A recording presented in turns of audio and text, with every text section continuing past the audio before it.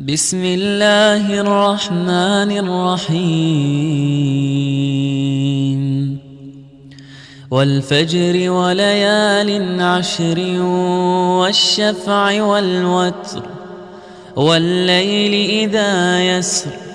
هل في ذلك قسم لذي حجر ألم تر كيف فعل ربك بعاد إرم ذات العماد التي لم يخلق مثلها في البلاد وثمود الذين جابوا الصخر بالواد وفرعون ذي الأوتاد الذين طغوا في البلاد فأكثروا فيها الفساد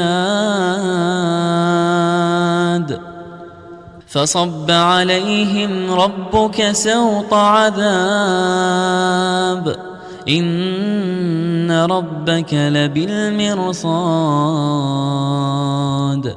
فأما الإنسان إذا ما ابتلاه ربه فأكرمه ونعمه فيقول ربي أكرمن وأما إذا ما ابتلاه فقدر عليه رزقه فيقول ربي أهانن كلا بل لا تكرمون اليتيم ولا تحاضون على طعام المسكين وتأكلون التراث أكلا لما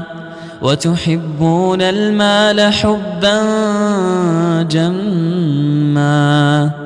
كلا إذا دكت الأرض دكا دكا وجاء ربك والملك صفا صفا وجيء يومئذ بجهنم